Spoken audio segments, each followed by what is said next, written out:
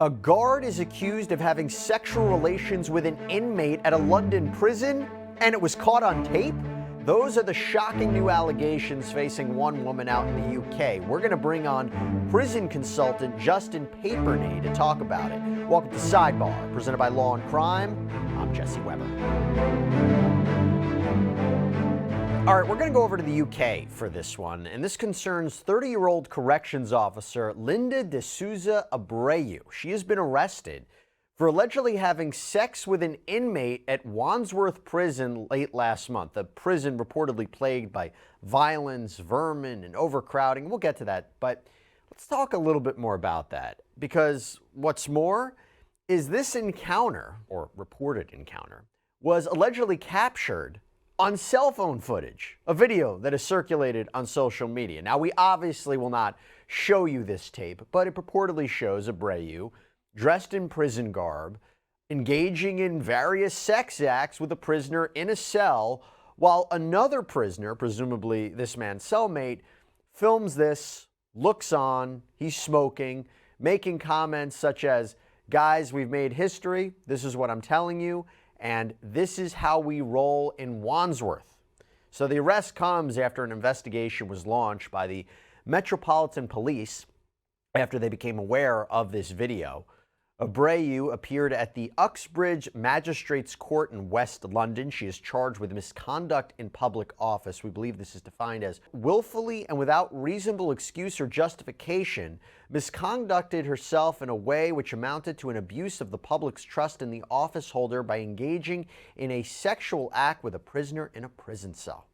Now, she was granted conditional bail, but here's the thing. She's a Portuguese national, and reportedly her passport was confiscated. She's forbidden from international travel. She's reportedly electronically monitored for a large portion of the day as well. And I'll give you a little bit of background on Miss Abreu. So the New York Post is reporting that she is a married swinger, has an OnlyFans account, and once appeared on UK TV discussing her passion for sex. In fact, her sister told the Daily Mail, quote, "Linda gave herself to the wrong lifestyle 100%, and now she's suffering the consequences, unfortunately, which has fallen down on her husband, our parents, and myself."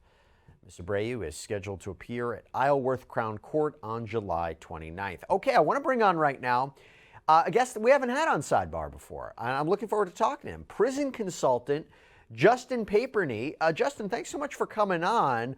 What a case to talk about. Now, before we even get started, my understanding is, let's talk about the prison. You are familiar with this prison, right? We have a client who had served some time there. And I'll tell you something, that when you know it's a bad prison when someone says, "I would rather serve time at Metropolitan Detention Center in New York, where he was extradited to, than this prison in Europe," because it was so awful, so sickening, so filthy. And it really, the tone was set at the top with corrections and leadership. They let the prisoners run the asylum, in his own words. So when you have that sort of leadership, you could expect these sort of things to happen. And most people who go to prison are thinking, what can I do to create a record to get out as quickly as possible? In this prison, very little programming, very little correcting, and enables these people, or some of these prisoners, to get away with whatever they like. I will say it is surprising to so many people when they hear this story, though I will tell you, hardly a week goes by without some prison guard or correctional officer getting arrested for something. This might be at the top, a little different, having sex on camera for the world to see. But these things happen, from penitentiaries to minimum security camps where I serve time, and hopefully it brings attention to corrections in ways that we can manage these institutions a little better, with hopes that it helps people transition back to society better and to create safer communities. But people are stunned, not me. Yeah, something you mentioned, based on the video, Ms. Abreu, it seems to me, knew that she was being filmed. So it wasn't like it was in secret. You had mentioned that as well. Going back to Wandsworth, though, how does a prison like this get to be at this point? I mean, it's a famous prison in London, right? There's been a lot of notable inmates. It gets to this point because of when it was built in the 1850s. Very little upgrades. You go through a history of the prison. They had people getting hung there, I believe, people getting killed there. Very little upgrades. I mean, It is awful. It is terrible. It should be torn down. Yet they continue to send people there, very little upgrades. And at times, people who work in corrections have good intentions, but with very little training. And if you have prisoners who see very little need in programming with very little control, things are going to go crazy. I mean, the drugs, the alcohol, the smuggling in, both from staff, people who might visit who are going to bring in and smuggle these drugs. I mean, and it gets to a point where there ain't no going back. As my friend who served time in that prison, who thankfully was so grateful to get extradited to America, he said there ain't no going back. And a lot of staff at the top just give up, might just view it as a paycheck, get through it day to day. And sometimes in corrections, if there's one guard or correctional officer or case manager that really stands out, that really wants to try, sometimes they could be ostracized by their colleagues. Hug-a-thug is something they will use here in America, right? Yeah. So sometimes they just give up and they say, it's a paycheck, I'm going to do the best I can and try to avoid problems. And this is a maximum security prison? I mean, what kind of offenders are we talking about that are housed at Wandsworth? Yeah, violent, drug offenders, all sorts of offenders. The prison, if you were to Google it and look at it, built in 1851, the next step should be tearing it down and not rebuilding it and moving those prisoners elsewhere. What a story. I mean, what is going on in the world? And speaking of which, when you think about it, think about how unpredictable the world is. You know what comes out of nowhere? If you get hurt, you're injured. What do? That is so scary. But that is why I want to take a minute to call out our great partner and sponsor, Morgan & Morgan. This is a firm you would want in your corner because they are specialists in this area. Morgan & Morgan is America's largest injury law firm, and for a reason. They win a lot. They have secured verdicts and settlements in the multi-millions. They also make the whole process super easy for their clients because everything can be done straight from your smartphone, submitting documents, signing contracts, talking to your legal team. There's also no upfront fee. You only pay them if you win. So if you're injured, you can easily start a claim at forthepeople.com/LC Sidebar or by dialing pound law. That's pound 529 on your phone. So you were not shocked by this video coming out, as a lot of us were. Was there something different about this, though? You mentioned, of course, the idea of that she seemingly knew she was being filmed, or Yes. that's the allegation, but this was so blatant. And was it the idea that you weren't shocked this happened in general? Because have you seen in your experience that it's on film? But you're not shocked in the sense that these relations between inmates and corrections officers, this happens everywhere? Sure. So about 20 years ago, my business partner, Michael Santos, wrote this book called Inside Life Behind Bars in America. And he served 26 years in prison. And it profiles his first 8 years in the penitentiary in Atlanta, which was probably the most violent prison at the time. And in that book, he writes about prison guards who might be married to another prison guard and prostituting out their wife, who is another prison guard, for myriad reasons. So certainly these things happen, like I said, from the penitentiary to the high, medium, to the low, to the camp. I served time in a minimum security camp, these cushy country clubs that people call it, where you could walk off at any time. And we knew there was a nurse who was sleeping with several prisoners. The difference here is how blatant it was. She knew that she was on film. She seemed to enjoy it. She knew this other person was smoking and providing a color commentary like we're watching a baseball or soccer game. She seemed to enjoy it and did not consider the consequences, or maybe she did consider the consequences and figured this would blow her into stardom, because if she's got another business or fans, you could argue this could take her to a whole nother level. And I don't know if she gets sentenced to a lengthy federal prison sentence over this. The shame and embarrassment, ruining of her career, just the pain that is accompanied this might be enough. You could actually argue this gets her closer to what she might already want, a career in this space. We've got to embrace that. Well, of course. I mean, we're speculating at this point. And of course, Yes. we know that there's been reporting that perhaps she does have a sickness, some sort of, you heard the statements from her family member about what's been going on with her. So we don't really know her precise motivations or what she might be struggling with. I guess I would ask in general, you mentioned there was a myriad of reasons why prison guards would pimp out their wives to the inmates. In general, why do we see prison staff having sexual relations with inmates? I mean, in your best guess of why we see this happening.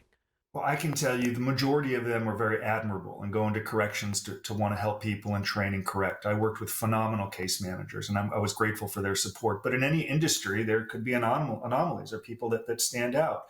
when I get calls from prison guards who have been arrested, at times they tend to blame the inmate. I was exploited. I was manipulated. I was trying to help them. A little bit of the Stockholm syndrome, where I had a lot of sympathy for them, and I heard their stories, and they had tough backgrounds, and I didn't think they should be imprisoned, and I wanted to help them, and they have no money coming in because their family can't send money. So if I could bring in an iPhone or maybe a little bit of marijuana to ease their pain, or some food and things that make their time on the inside a little better, it's not fair how they've been treated. So any guards that have reached out to us who have been indicted say, I feel as if I was manipulated to some degree. And they're very charismatic and they're good salesmen. And then one said, that's why they're in prison after all. So I encourage them to accept responsibility, to not blame the prisoners for their plight, but to recognize they made really bad choices. So I want to be clear. Most in corrections are terrific. They care. But there are those who take advantage and who some enjoy it, right? It can be, any job at times can be monotonous, day in, day out, day in, day out. It can be a little exciting if you're going to get paid a little money on the side and bring in some things, the drugs, the iPhones. It can be a little exciting, shake up the monotony that any human feels in their day-to-day work life. The problem is most correctional officers say, stop, this is my job, I'm not going to do it. Some succumb to that temptation, and terrible problems follow. We have, like I said, a guard a week, I believe, in America gets arrested. It's global, and their life changes forever. And many of them end up in federal prison. This woman may end up in prison.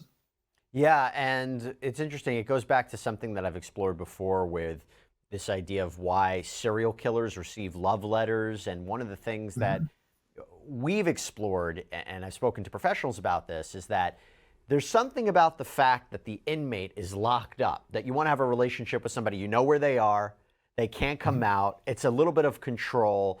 I know you're not a psychologist, but do you think that's a fair assessment? We also see this happening at times?